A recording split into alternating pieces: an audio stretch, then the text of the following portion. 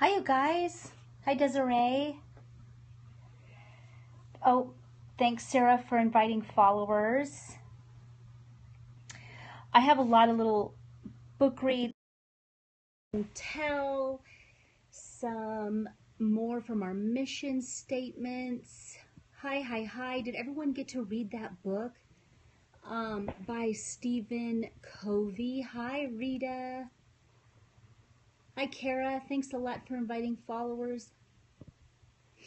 Yeah, the whole mission statement thing, I'm still in the development of mine, but oh, good, halfway. Isn't it good though? You gotta tell me you think it's good. Oh, hey, Jen. Woohoo. Um, Listen. Hi, Ellie. Hi, Amy. Yeah, isn't it true? Adriana is just highlight like crazy. It's just full of gems. I thought it was amazing. Prophet Mother, thanks for inviting followers. Oh, shoot. If you have a Kindle, you could do that. Isn't it good, Kara? It was great. I know, Ellie, it was so good. I wanted to show you. My Kindle's about to die, but I'll tell you what. You know what I also did? Oh, Sarah, I do. I'll give it to you. Thank you. Oh, is it 99 cents? The I know the family one was. Um, but I wanted to read with you one more thing that I thought was so amazing. Oh, you don't have a Kindle or an Amazon account. Hey, you know what? Elizabeth, just do it. Just sign up and get a Kindle. You can do it on your phone, totally free for the Kindle on your phone. Um, but okay, there's two different things I want. And I read the family one yesterday, and there was, and I always say this about all books. I am talking about the personal, how to develop your personal mission statement by Stephen Covey. Um, oh, the 7 Habits for Teenagers. Okay, yes, we are going over the Stephen Covey's book, How to Develop Your Personal Mission Statement. And I talked about it yesterday. I'm in the middle and process of it because it really is deep, isn't it, guys? It's pretty dang deep, and I love that about it. It really, really was. But I wanted to kind of, I always think about every single book is that no, I have never really found any one book to be like a complete waste. I always find that there's at least one juicy piece of information that I can take from it, and it's all well worth it now. And I wanted to say that because I read the family one, the family mission statement, and I read it and I was unimpressed and I didn't really care for it, and I could see myself never really doing it. I really feel that I can create that personal mission statement and my family can be involved in that, and I'm going to really lead into why I didn't like that. And this is just my opinion. Um, of why I didn't like the one for the family. Number one, I don't think my kids are going to really cooperate or care. Okay, and there's something about how us as moms, we set the tone and the stage, and the way we handle things and how we discipline and how we act towards our children. I mean, then we get that response from them. So it's kind of like a cyclical thing. So I don't even know if it's that much necessary to kind of involve them in that, because I think as us as moms, our role and job is to do that anyways. So when you come across a problem or a discipline issue, to pull them in and talk about it and be a leader or share or be inspiring to them, is more ideal for me. But I'm going to share you a really key, huge point I did get and take from the family mission statement that I think is amazing, which will lead me into another amazing book that I recommend for all moms. Okay, so but first, back to the personal mission statement. There was this really good, and I know since some of you read it, you know what I'm talking about. But you've got to tell me, this is a really good part, but how he was talking about there were the 4 different essence of needs to capture in your mission statement, and that was the live, love, to learn, and to leave a legacy. Wasn't that cool? And it's easy to learn, easy to remember, and you could write that down even. Yeah, wasn't it, Adriana? I mean, I thought it was really, really great just to remember that, and it helps, you can break those down then, and helps you really create that mission statement. So he says that to love deals with our relationships with others and how we relate. So see, and leaving a legacy is so powerful. I mean, that's We all want to do that, right? And to love deals with relationships. And I see that's, to me, makes me feel like that's why the family one's not as important, because if I'm writing down everything I feel about my relationships and my most important my relationships, those are my children and my husband and my family and stuff like that and my close friends. And so though that would fall right into that category anyway. It's Stephen Covey. And I really feel that, um, uh, whoa, lost my train of thought. Um, I, some woman told me yesterday, and I can't remember her name. I apologize if you're on here again, but she said, I can't do a family mission statement because my husband doesn't really want to do it with me or something like that. And this is another, and I said, well, mine neither. I haven't even asked him, but I think that I would probably just stick to my personal, and it would include my family in there. And that's what this whole love is. And then he says to learn involves helping each other continually with education, learning from our experiences, and identifying, developing, and using our talents. Oh, yes, loading it into my Kindle. Heck yes.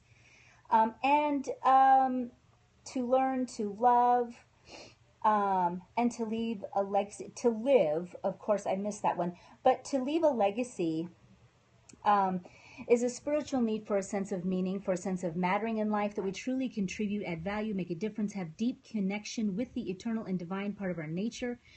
Um, so to live, to love, to learn, to leave a legacy. So, and including those I love, absolutely, Ellie. And that's why I think that whole family thing. But let me tell you what I got out of the family one that just hit me to my core, because that is so how I feel about raising children. Um, and it was just totally rock on. It was right on point. But he was talking about how, I don't think I'm going to find it, how we spend as moms, here it is, parents often, this is what's really, really good, parents often are constantly telling their kids what to do, right?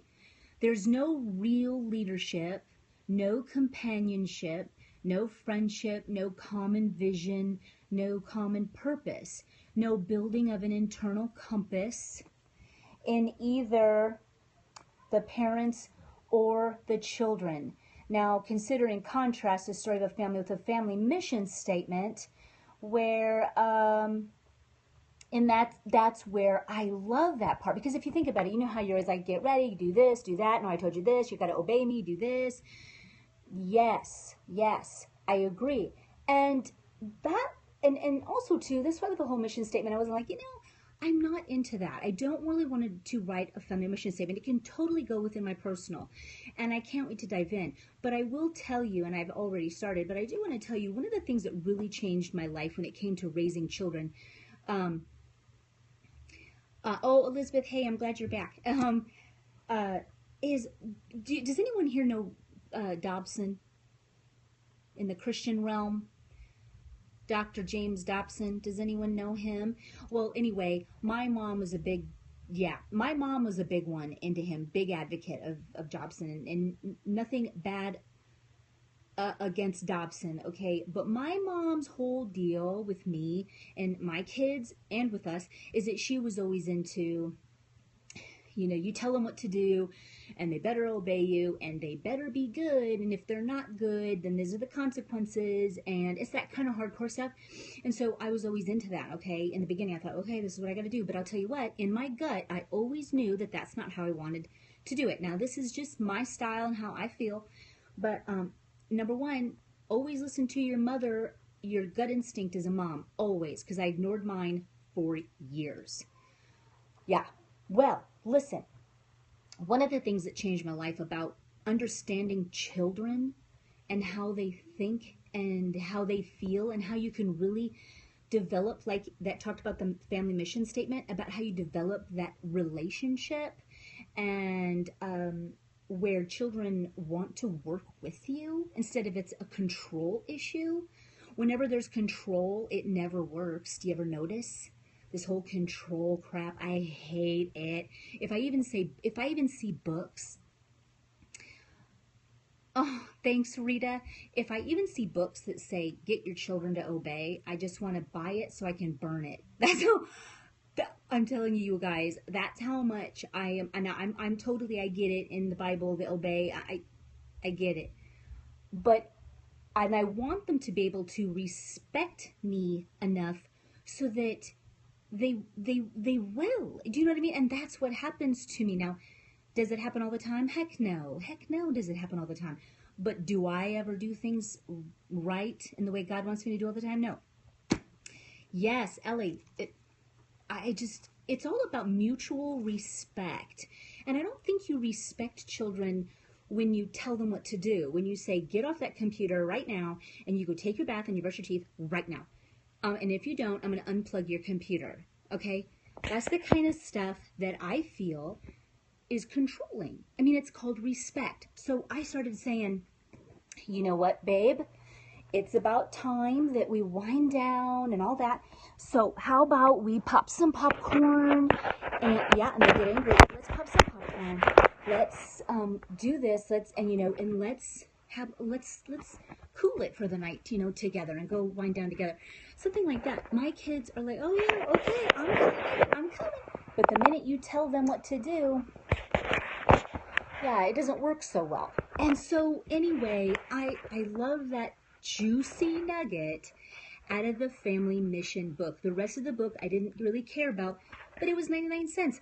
I love books because honestly, there's always something you can get out of it, even if it's just a little bit. I just got done reading Big Magic. I'm real close to the end. Yes, I don't like anyone telling me what to do. You want to be respected. And I get that. If I respect my kids, they respect me back. It's just how it is. And being, it's amazing. Here's an amazing book that I think all moms should read. Punished by Rewards by Alfie Kohn. This is, do I love Big Magic? I like it. It's inspiring. Just like Rita said, I don't think I would keep it on my bedstand and have it be a keeper where you reread or anything like that. I think it was like, to me, it was like, I don't know why, but that's just how I got it. But it's respecting and honoring them. Yes. And this one, Punishment Rewards by Alfie Kohn, really opens up your eyes in how we as humans and children learn. And from a parenting standpoint, he talks about the trouble with gold stars, incentive plans, and A's and praise and other bribes. Ooh, it is phenomenal. It changed my life. This is every single page is dog-eared, and I put it in my bedside table, and I read it constantly. Yeah, it's a great, great, great book. Here's another one that's amazing. John C. Maxwell, Thinking for a Change. Has anyone ever read this? That's another one. I read it at the beach. But anyway, it's completely dog-eared. It's amazing. It's something that you're going to want to read all of the time, too. And just keep refreshing. Yeah, Maxwell is amazing. I think I have every single one of his books, Rita. I really can take away something from all of the books. Yeah, you know what, Elizabeth? I had another woman DM me about that, and on my blog is going to be a list of all my faves, and it's coming up. Yeah, I didn't bribe my kids. That's good. But even the simple thing is stars, all of that. Yeah, I mean, it's really true. You'll be surprised what you fall into the trap of. Like, okay, if you take a bath now, I'll get you this or whatever. You know what I mean? It's just those little bribes or trying to get kids to do what you want by bribery. And praise junkies. Yes. You slammed it right there. I mean, it's exactly right. And I'm not into it. And I love how he talks about even with artwork, instead of like, if they draw something, it's like, oh my gosh, I really, really love that. What do you think? Instead of having them depend on your praise for their approval, have them, what do they think and value about their art? So it's really a great different view of how, even though that all of this is kind of, it seems kind of harmless, like you give them a star, or you say, hey, I'll do this if you do that, it seems kind of harmless, but when you really go behind all of the reasoning why, it really doesn't work, it's phenomenal. So it's a great study. I just makes them feel valued and important. Absolutely. And you've got to read it. I cannot say it enough. I cannot say it enough. He has a parenting book too. And he's not a Christian. He does not come from a Christian perspective, but but that doesn't matter to me. It just changed my life and how I raise my children instantaneously. I said goodbye, spanking and strict obeying that never worked anyway, to, see, that's great.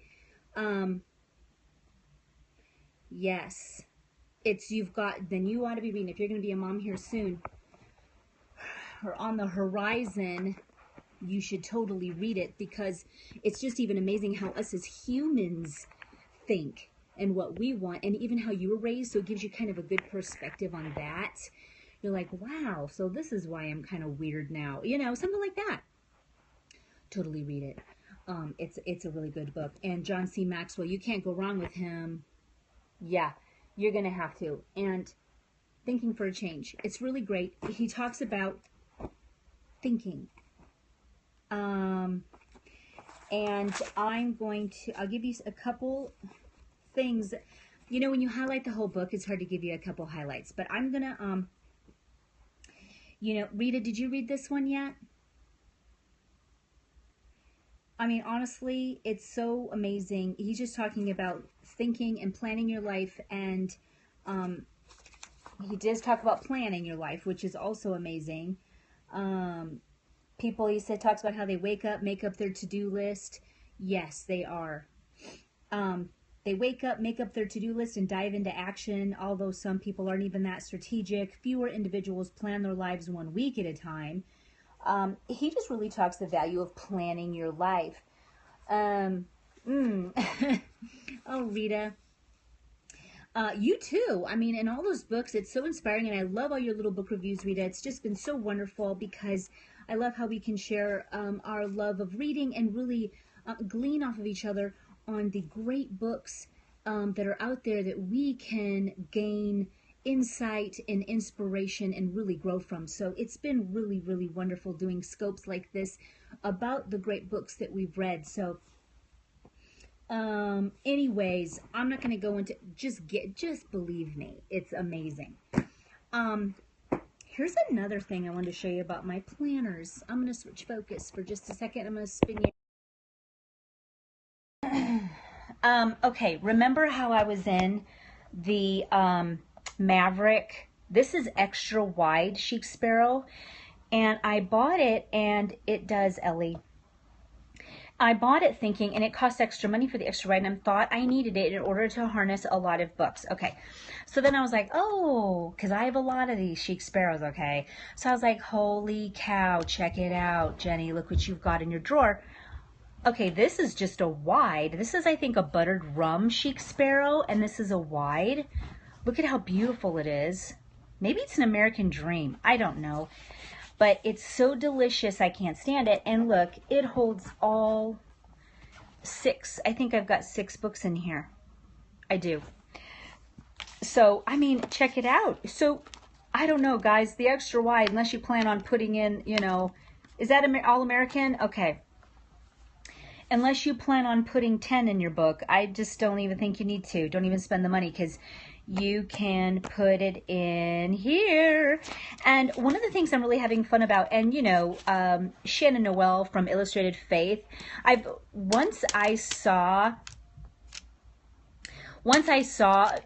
people doing their Bibles like this, I immediately bought it, and I fell in love. I was like, excuse me, people are painting in their Bibles. Count me in. Where do I sign? Blah, blah. The extra wide is all room for a pen to set aside. There's room beyond the edges. Yeah, but guess what? I mean, I think I definitely could see my pen will fit there. Really good. I'm telling you, my extra wide fits just about the same. So, I don't know. Hey, listen, I'm not complaining. I could stroke this, and I'll be using this all the day long. And yeah, now I wanted to show you that too. This one is the Errand Runner, I like to call it, and I did switch out of the black, and I went into this one. I don't think she sells this color anymore. In this one, there's, what I have in this is a receipt holder. I painted this, it's like this little pocket thing. And then I have just, you know, my cards, I'm in love, and I've got my grocery list I do here, and I paper clip on the new week, and then I've got my errand running here, and I have it open to, I have new art supplies I want to buy. Oh, in my wide, okay. And then this one here is my 3 Speckled Fawn coin and card holder that I'm in love with, and I screamed when I got it, and I'm in love. And so yeah, switched it out. But I will have to say, I'm in the middle of buying a creme brulee brown for another wallet. This one, this color I don't think is available, but there might be something similar. You have to go look. There might be something totally similar. And in this one, in my wide, I've got 6 books, Ellie. Yeah, the 3 Speckled Fawn, that's right. And 3 Speckled Fawns with an S, I think, and she's on Etsy. And, but I wanted to say that, I mean, I've been loving this. I mean, yeah, the pine one probably is really close to that, honestly.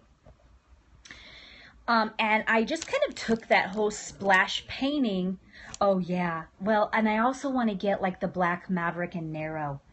Why? Because I'm nuts. So I loved this whole look, so I thought, okay, I'm gonna put it into my planner. And isn't it pretty though, guys? And Stephen Furtick, he's this really, he's an author, he's a pastor, I'm in love with him, and he said something that was really remarkable, and he said, me too, because he goes, some of the best things that you can, one of the most wonderful things you can say to another human being is me too. It's something that you're, in other words, you're relating to them, like, you know, you wanted to cuss that guy out even though you know you shouldn't. Me too. You know, you yelled at your kids and you feel real bad and now you're the worst mother, you feel like you're the worst mother ever. Me too. And I just thought that it was something that needed to be reminded in there. It's something that we can oh, hi Maria, how wonderful. Oh, thanks, Sarah. And by the way, you're so supportive of my, I don't think of my mommy scopes. I thought, oh, that's Sarah. If I could squeeze her, I totally would. I am adding new elements. And I mean, why not? It's a new year. Let's do this. I thought I'll do my artwork in here and throw some fun stuff in here. Plus, I thought those strings looked cute hanging out all over the place. So I love the new elements and will continue to do so. And look at even just the blotches. These are just watercolor, girls. And get it as dry as you can. Dip your watercolor in a little bit of the paint and the water, and then kind of dab it on a napkin a little bit, and then go down strokes, and then on top of it again, go, what am I trying to say? Horizontally. So go vertically down and then go horizontally, and it'll really give you a good look. This is my plan book. Yeah, this is my plan book, January. And I just, you know what? This is the moleskin. Yeah, because this is a wide. Oh, thank you. And so, yeah, I mean, you know, this is usually how I do. This is kind of mild for me. But just the little bits of character, which those don't go away. Those will always be with me. Those are mine. And, you know, you just throw in some paint, some watercolor, and it just changes the whole look. So try it. You can get cheapo pan paints. I mean, Artist Loft even, it works. This is something I found and painted a long time ago. And I think they call these tip-ins. I'm kind of new to the tip-in world. I don't know really what that means. But when you add something, does anyone know? Is that what it is? When you add something that can either be taped in. But I flipped it, and there's the rest of my life in there, and a scope I did. And I thought that was fun. It's just fun, you know, and to broaden your horizons and your creativity. Okay, good. Thank you. Yes, tipped in. Oh, tipped in with washi. It's even technical. Okay, tip it in. Rita, totally tipping it in. So I'm into tip-ins then, I guess you could say. And I've got a whole bunch of artwork of mine that I've had that I used as cards that I'm going to go and make them smaller and stick them in. I thought, well, what a great way for me to use my other artwork. And this is the kind of stuff that I want to sell on my Etsy shop when I open in March, are little cards that you can add in for inspiration and beauty in your planners. So yeah, that bird is one of my favorite stamps on the planet. And I overuse them, and I'm proud of it. So, and I'm really into acorns and, you know, sprigs and stuff like that. I have watched Ali. No, I haven't watched her YouTube on tip-ins. I'm totally going to do that now. I'm crazy about her. I got that at Hobby Lobby, Rita. So, do you look back through your planners later? Yes, I do. And I will show you. This is my box. It's right under my bed. This is where I keep all my other planners. Do you see? And I love doing it. You see how far you've come, what you've done, and it's truly a keepsake. I mean, these are keepsakes, girls, that you will have the rest of your life, because this is, you're writing your story. I mean, you're writing your story. And how I started, these were my first books, and I did them on a whim.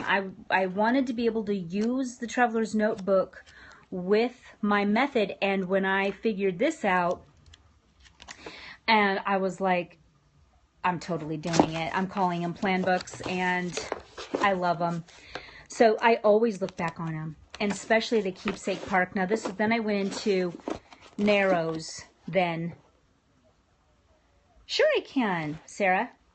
And you know, I tell you, I'm in between places right now where I actually am building, we're building a house. I'm creating a studio in my new house. So I'm really excited about that. But I will definitely show you where where my art supplies are in my life in between. I will do that.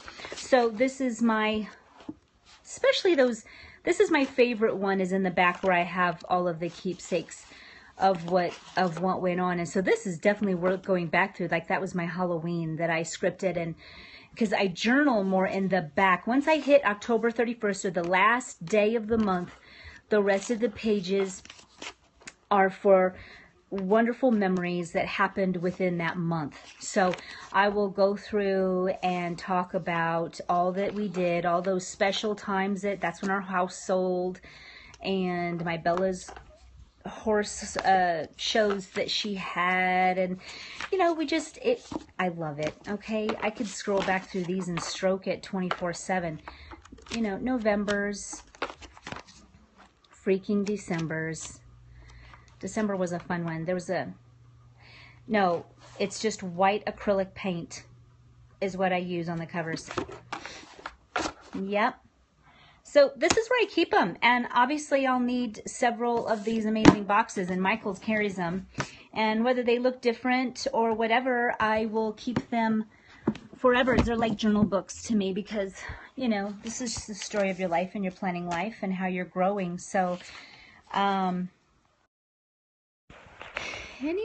that is that. I think I've talked your ear off, but that is yeah, that's what's going on. I think my next scope, and I know I'm going to lose a lot of you on this one, but if you are totally into homeschooling, and particularly unschooling, I'm going to be doing a scope about that next. So I don't know if it's tomorrow or Monday. I'm not really sure which one. So, and how I incorporate that in my planner, by the way. So that's how I'm going to do it. And if anyone's interested, stay tuned. And I love you guys, and thank you so much for popping in. Read the books, Thinking for a Change, and let me know on my IG. Mind you, you can find me at Planner Perfect Planner on Instagram. You can also get me over on Facebook, which is Planner Perfect, and also I have a fan group. If you're not a part of it, ask to join. I will plug you in. And good night. And It's where a place where you guys can go over your planners and pages and get inspiration on the method, the Planner Perfect method. You're absolutely welcome. Thanks, Angel, for popping in. And girls, I will talk